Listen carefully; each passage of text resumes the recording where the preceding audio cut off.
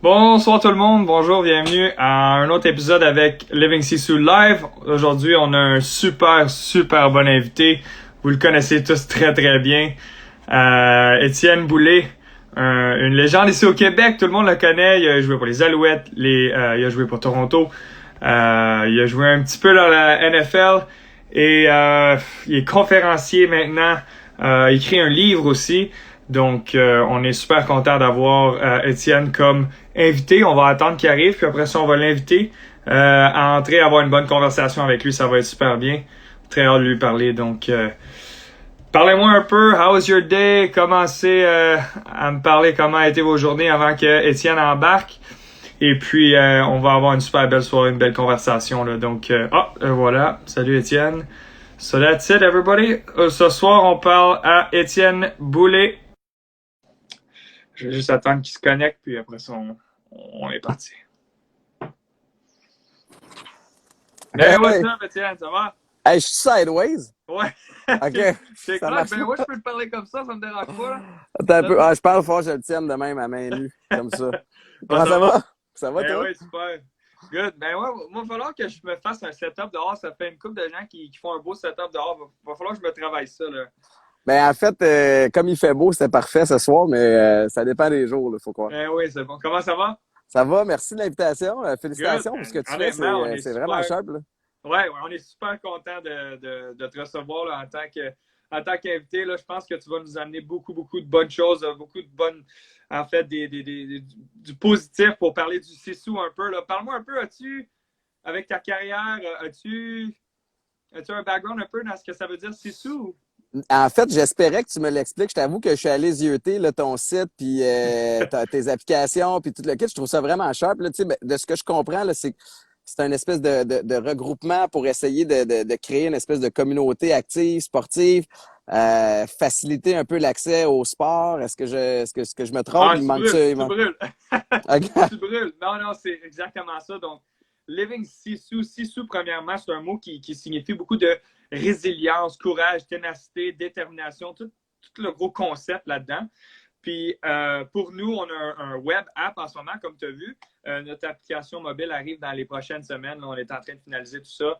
Mais en gros, là, c'est exactement ce que tu disais, c'est de rendre le sport accessible. Ouais. Puis tout ça à travers l'activité physique, puis promouvoir le well-being, la santé, Ouais. tout ça. Fait que c'est Ouais, parce que ça va, tu sais, c'est exactement. ça, être en santé maintenant, ça va au-delà de l'activité physique. Tu sais, l'activité physique, c'est une des options que tu peux prendre parmi plusieurs. En fait, tu sais, c'est un tout, mais vous avez l'air à rassembler ça sous un même toit. Là. C'est un bon concept.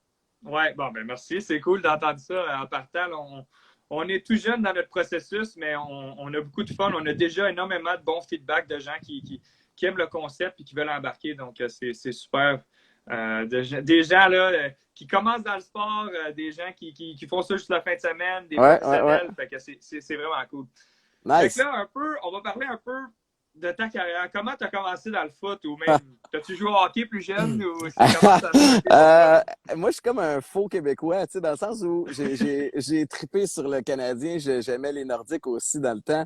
Mais, mes parents, on n'avait pas énormément de sous à l'époque. Puis dans notre tête, c'était un sport qui coûtait cher parce que il fallait acheter l'équipement, tout le kit. Puis, ce qui fait que j'ai touché à plein de sports dans mon parcours au primaire. Puis à un moment donné, je suis tombé sur le foot. J'ai écouté les Cowboys de Dallas. Et là, ça remonte au début des années 90, là, quand ils runnaient le show puis ils gagnaient le Super Bowl à tous les ans. Le C'était les, Dynasty. ouais, c'était les années d'Emmitt Smith, de Troy Aikman, puis de cette gang-là. Puis là, j'ai comme eu la piqûre pour ça. J'ai commencé à jouer au secondaire. Puis à partir de là, ça a comme vraiment été une révélation pour moi. Là, je faisais partie d'une équipe, ça c'était super important. Je trouve que c'est un sport dans lequel tu as besoin de toutes sortes de joueurs pour former une équipe gagnante, que ce soit des petits vites comme moi, des joueurs un petit peu plus gros, peut-être moins habiles physiquement ou athlétiques si on veut, mais qui sont plus forts, plus rough que d'autres. Fait que puis, ultimement, c'est la chimie entre ces joueurs-là qui va faire la force d'une équipe. Fait que moi, j'ai vraiment embarqué. C'est à partir de secondaire 1 là, que j'ai eu la piqûre pour le foot. Puis après ça, tu sais, quand j'étais allé à mon école secondaire, je voulais jouer au basket, je voulais faire de l'athlétisme. Puis à un moment donné, j'ai juste été tunnel vision sur le foot pendant un bout de temps. Fait que c'est comme ça que ça a commencé. Fait que non, j'ai pas joué au hockey T'étais dans un ma faux Québécois, jeunesse. comme tu dis, là. Ouais, exact. Mais c'est cool, t'as mentionné que toi, ta force, c'était la vitesse. Mais on veut toujours ramener ça au Sisu. Puis Hey, Zach, attends une minute. Là, j'ai ah ouais, un non. joueur de hockey avec moi Ah ouais, qui non. s'appelle Aiden. Hey, what's up, Aiden, ça va? Aiden, il t'entend pas. L'entends-tu? C'est Zach Fical, gardien de but. Ça va, man? Ouais, toi? Ben oui, certain, certain. Et- Tu peux venir t'asseoir avec nous autres, on va avoir une belle conversation. Ben oui. Ouais, ok, tu veux t'asseoir? Ben oui, certain. Il peut Attends une minute. embarquer, certain. Ok, hey, je suis en entrevue, buddy. Ok. Calme. Hey, je suis désolé. Mais Ben Aiden, non, c'est correct. je suis le beau-fils, je suis le beau-père d'Aiden. Aiden, c'est le fils de Guillaume Latendresse qui a joué Oh, pour nice. le Canadien. Fait que c'est un grand fan de Awesome. hockey. Un Awesome. grand joueur de hockey. Fait que Ben, il le avait beau-père l'air est grand, pas. là, il y a du potentiel, on le voit, on le voit. Tabarnouche, il est sur le bord de me dépasser, ça n'a pas de sens. J'étais un peu petit aussi, là, mais bref. Ben, en fait, c'est ça, je voulais toucher un peu pour tout ramener ça dans la résilience, tu sais, qu'est-ce qui te motivait, puis un peu la détermination de quand tu étais plus jeune puis jouer. C'est sûr et certain qu'à un moment donné, tu as entendu que tu étais trop petit pour jouer à un sport. Ah ouais. Mais En fait, c'était quoi ta mentalité pour contrer ça? C'est quoi qui était en dedans de toi pour contrer tout ça? moi, j'ai comme. En fait, je pense que ça m'a servi énormément de pas être né avec une shape de fou, puis tout ça, parce que j'ai pas eu le choix de développer d'autres aptitudes qui, ultimement, te mènent plus loin que le talent naturel. Tu sais, fait que moi, ma première année au foot, là, j'ai pas joué un jeu. Les coachs, ils me trustaient pas pour faire des jeux sur le terrain. Ils pensaient que j'allais me faire mal. Fait que, fait que Il j'ai va se pas eu le blesser. choix. Ouais, puis j'adore le rôle de négliger. Puis je peux pas te dire de où ça part, mais depuis toujours, quand tu me dis, tu seras pas capable de faire quelque chose, ben, ça spark une espèce de motivation. Puis c'est la même chose à cette heure quand j'ai fait ma transition vers la télé, le monde disait comme, ah ouais, mais, tu sais, comme, OK, il va parler de foot. Puis là, moi, c'était comme un défi de faire taire ces gens-là puis leur dire, je vais leur montrer que je suis capable de faire de la télé dans n'importe quel domaine, tu sais. Puis là, ça m'aide à rester en mouvement, mais des fois, je me suis même posé la question, si j'étais né avec une petite shape de fou, tu sais, puis un talent naturel, j'aurais-tu développé la même éthique de C'est travail? ça. Puis Peut-être ton tu sais, mental aurait été complètement différent. exact. Fait que même si des fois, j'aime ça me projeter puis me dire, hey, si je faisais 6 pieds 2, 6 pieds 3, j'aurais peut-être encore une carrière dans la NFL. Mais en même temps, ça sert à rien de penser de même. Mais Ouais. ouais, je pense que ça m'a That's servi good. de devoir travailler fort. Ben là, ça fait 2 fois que tu abordes mes prochaines questions, là. Fait que Ah, c'est OK. bon. Mais c'est quoi tu as appris de ton temps dans la NFL, dans le fond? Les Jets, tu as passé une couple de mois. Ouais. C'est quoi tu Ouais. as appris comparé, mettons, à CFL? Ben, tu sais, premièrement, il y a personne dans la CFL qui aurait l'air fou dans la NFL. Premièrement, j'ai appris énormément parce qu'on a peu, avant les Laurent Duvernay-Tardif, avant les Anthony Auclair, puis ces gars-là, on avait peu de contact avec la NFL. Fait que pour nous, c'était comme l'inatteignable. Ouais. Fait que moi, ayant joué aux States, mais ça m'a donné un petit peu un accès privilégié à ce monde-là, que ce soit la NCAA, puis en jouant avec et contre des gars qui ont joué dans la NFL. Mais en arrivant là-bas, premièrement, c'est énorme tout ce qui entoure cette ligue-là, que ce soit les médias, que ce soit les sous, les salaires. Mais j'ai réalisé quelque chose par rapport au salaire, c'est que le foot, comparativement à vous autres, au hockey ou au soccer, les contrats sont pas garantis.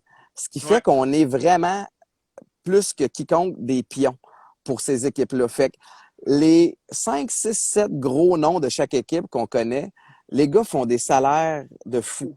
Mais le 95% du reste, on fait des salaires qui sont respectables, mais c'est alentour du salaire minimum ou un petit peu plus parce que on est Everybody's interchangeable. expendable. C'est exactement. Fait que sinon, Ouais. il fait plus la job ou qu'il demande trop cher, ben, on le tasse, on Remplaçable. prend un plus jeune. C'est ça exactement. Fait que il y a un énorme gap au sein d'une équipe entre les superstars puis les joueurs B, mettons. Fait que ça m'a surpris parce que dans ma tête, c'était comme vraiment au prorata de ton talent puis de ta contribution. Puis c'est pas de même. Puis en même temps, ça fait du sens. Fait que j'ai appris un petit peu du côté business là-bas aussi. Là. That's cool. Moi, Ouais. je savais pas. Je m'en doutais un peu parce que le talent est tellement haut que ça doit avoir tellement un turnover de joueurs. Tu as tellement Ben, d'accès c'est au. aussitôt que tu deviens un petit peu trop greedy ou C'est que ça. tu es un peu high Ça. maintenance, eux autres, ils s'en foutent de te Pas de couper, merci problème. bien. Parce que le power est à l'équipe, ultimement. Ouais. Tu sais, alors que les contrats garantis, moi, j'ai jamais vécu ça. Fait qu'il y a du bon là-dedans. Mais il y a aussi, je dois t'admettre, en termes de mindset, du bon à avoir un contrat qui est jamais totalement garanti parce que tu peux pas prendre un journée off, tu sais. Fait que, il faut que tu t'amènes ton A-game à tous les jours. Puis ça, il y a des belles leçons de constance puis d'adversité là-dedans. Mais, tu sais, je me souviens, mais même mes années aux Alouettes, si t'as une game que tu joues pas bien, là, c'est arrivé là, que des gars se présentent au vestiaire le lendemain matin puis c'est le nom de quelqu'un d'autre sur leur locker. Comme c'est un peu fou. Puis tu C'est sais, une tu l'as business, puis vécu. j'ai déjà vécu ça dans le hockey aussi. Man, le C'est côté difficile de business passer à du travers ça. sport, là, c'est tough. Là. Tu sais, Ouais. écoute, moi, je me souviens, ma première année aux Alouettes, ça remonte à 2006.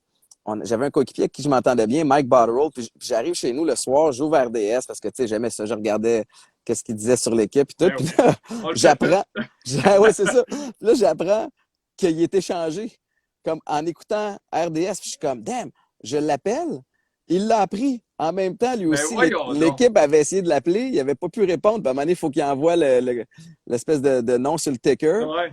Puis dans le système interne, puis crime, il l'a appris en écoutant TV. Tu sais, Ben fait que voyons donc. tu réalises que c'est une drôle de business, le Ouais. sport. C'est vrai, c'est vrai. Mais il y a des côtés négatifs, mais il y en a des maudits beaux aussi dans le Ben sport. oui. On est chanceux.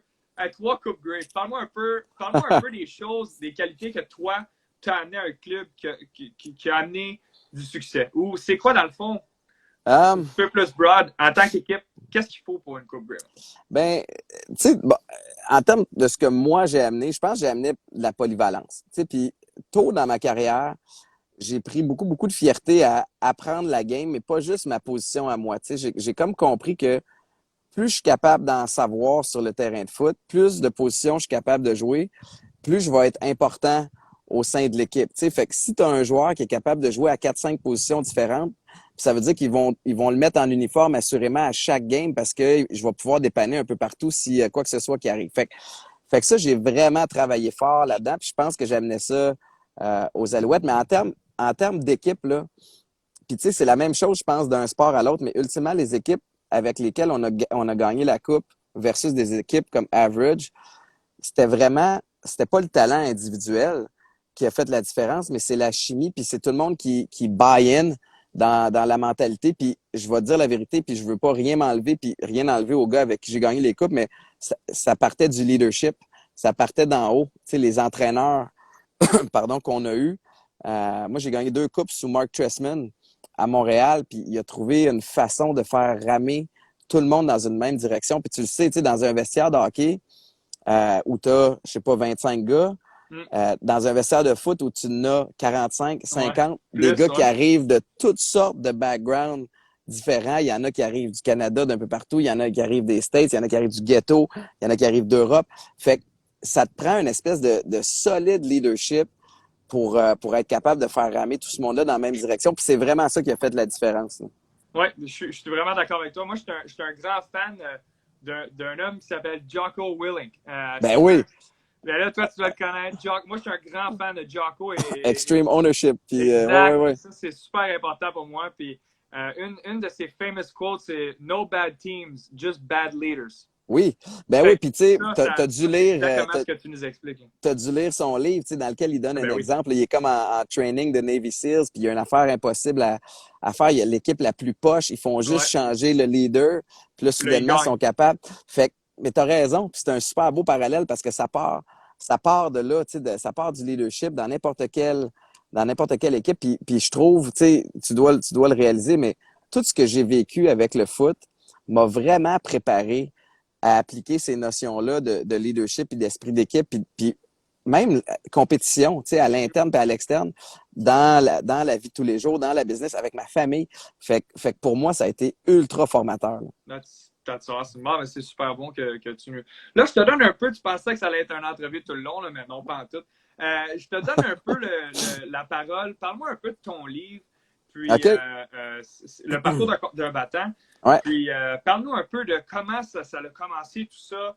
Qu'est-ce que tu voulais transmettre aux gens? Puis je te donne un peu la parole. Moi, Alright.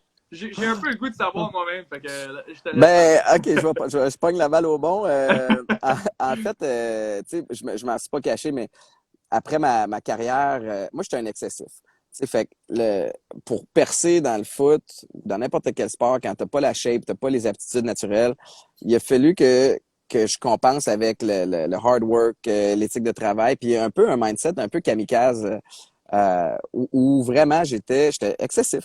Puis ce côté excessif-là m'a permis de percer, mais à un moment donné, je suis aussi devenu excessif dans toutes les autres sphères de ma vie. Fait que moi, à la fin de carrière, quand je sortais après les games, ben tu sais, ça buvait fort, puis là, ça m'amenait à d'autres substances. Puis en transition de carrière, ben je l'ai échappé over and over again. Mhm. Puis pendant un bout de temps, c'est un peu drôle, puis après ça, c'est plus drôle. Tu sais. Puis ça a vraiment développé j'ai développé un gros problème de dépendance à la drogue puis à l'alcool. Puis j'ai eu besoin d'aide. Ça m'a pris, je te dis, là, entre ma première thérapie puis ma dernière, ça m'a pris 6 ans pour avoir gagné le contrôle. Fait que c'était comme, je me battais là, avec mes démons on and off. Puis c'était dur sur moi, sur ma santé, puis aussi sur celle de mes proches, tu sais, veux pas. Mhm. Mhm. Puis quand j'ai finalement euh, compris la patente, tu sais, puis eu mon air d'aller, je l'ai admis publiquement, évidemment, parce que c'était pesant sur ma conscience. Tu sais, j'étais supposé être un exemple de santé parce que j'étais un ancien athlète. J'étais Mhm. supposé être un modèle pour les jeunes parce que j'animais un show à Vrac, puis je me trouvais imposteur. Fait que pour me libérer de ce poids-là, j'en ai parlé. Puis en parlant, j'ai vu que je me suis pas fait juger, puis ça a rejoint plein de gens. Fait que quand le temps a passé un peu, j'ai eu l'idée avec un ami de faire un docu là-dessus. Tu sais, Ouais. de juste faire un espèce de 45 minutes, puis Mhm. tu sais, qui a un début, qui a une fin. Puis lui, il m'a dit, tu sais, lui, il a une belle plume aussi, il écrit bien. Il m'a dit, tu sais, Étienne, le travail de recherche qu'on va faire pour le docu, c'est la même affaire que pour une bio. Tu sais, fait qu'est-ce que t'en penses si on sort ça? Puis là, j'ai pogné un peu le vertige, là, je t'avoue, parce que là, c'est vraiment Mais c'est ça. comme vraiment se mettre à nu. Puis, tu sais, il y avait plein d'enjeux aussi qu'on a dû checker, tu sais, dans le sens où moi, mes problèmes sont les miens. Fait que toutes les histoires que je raconte, je veux pas qu'il y ait personne d'autre de nommé Associé, ouais. négativement dans ce livre-là, parce que, ultimement, je suis mon propre pire ennemi, c'est pas de la faute à personne. Fait que, on l'a fait avec, tu sais, le plus d'authenticité puis de franchise possible. Ceux qui ont lu le livre puis qui ont vu le docu, c'est raw, là, tu sais, il y a comme, j'ai pas de filtre puis tu sais je me suis pas fait bien paraître là, tu sais je voulais pas jouer du violon puis pauvre de moi là, tu sais Tu me dis la vérité, puis dire ouais, ton histoire comme elle était. exact. Puis pour moi, ça a servi deux purposes. Celui le plus noble là, tape dans le dos là, je veux en aider d'autres, puis c'est vrai. Tu sais, ultimement, il y a un petit côté égoïste aussi où je veux que toutes les niaiseries que j'ai faites, comme il y ait un sens, tu sais, qu'il y ait une raison derrière ça. Puis pour moi, pour vrai, j'étais comme écœuré pendant un bout de temps de toujours parler des dérapes. Puis tu sais, quand j'allais dans les médias, c'était Étienne qui a avoué telle affaire. Fait que pour moi, c'était une façon de boucler cette boucle-là, Puis d'arrêter de changer le regarder en narratif un peu arrière. positivement. Exact, changer de mindset puis faire comme, man, le dossier est clos. Là, je regarde l'autre bord Right. puis je fonce. Fait que, puis pour de vrai, ça a été le processus thérapeutique le plus dur que j'ai fait. Parce qu'en repassant à travers ma vie, que ce soit le foot, puis tu sais, ma courte vie, là, parce que je suis pas vieux, Mhm. tu sais, j'ai été fier de moi, j'ai ri, mais j'ai braillé puis j'ai eu honte.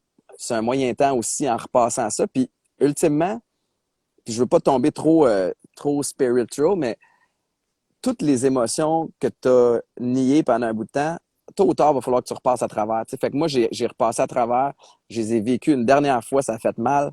Puis là, c'est réglé, je ne suis plus cette personne-là, puis je peux regarder en avant. Tu sais, puis ça, c'est vraiment cool. Ah, Mais c'est super. C'est vraiment une ouais, belle histoire. Mais euh, je trouvais que c'était important de parler de ton livre, Etienne, parce que c'est une belle histoire de résilience. Puis le Sissou, là, c'est ça. Oui, on parle de ouais, sport, mais mentalement, c'est vraiment important d'être bien avec soi-même.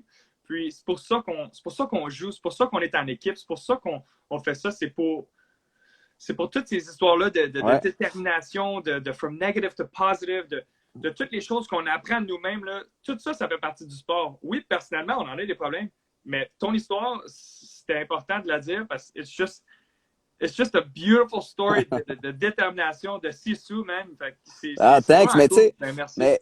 merci. Puis, mais tu sais, je vais rajouter sur ce que tu dis, puis tu as tellement raison. Le sport, si tu expliques ça à quelqu'un, c'est pas juste un but versus, tu sais, c'est pas Non, juste un pointage. ouais. C'est toutes les histoires derrière, les histoires de l'équipe comme telle, de l'adversité que tu as au courant d'une saison, mais les histoires individuelles là-dedans, des histoires qui devaient pas arriver, des histoires de, tu sais, Oh, yeah. il y en a des toughs aussi. Il y a Les des belles histoires. comeback stories, les Ouais, underdog stories. puis les histoires de gars qui auraient dû percer puis qui se sont blessés comme t'as un range. Le sport, pour vrai, c'est les émotions. Puis, puis la raison pour laquelle je pense que ça pogne autant aussi, c'est que en fait, c'est une des dernières affaires qu'on regarde live à la télé aussi. On peut être témoin d'exploits en direct. Puis c'est juste dans le sport. Tout le reste de ce qu'on consomme télévisuellement, là, c'est tout en différé. Là. Tu sais, je veux dire, Ouais. dans le temps, Les là, highlights, tu vois.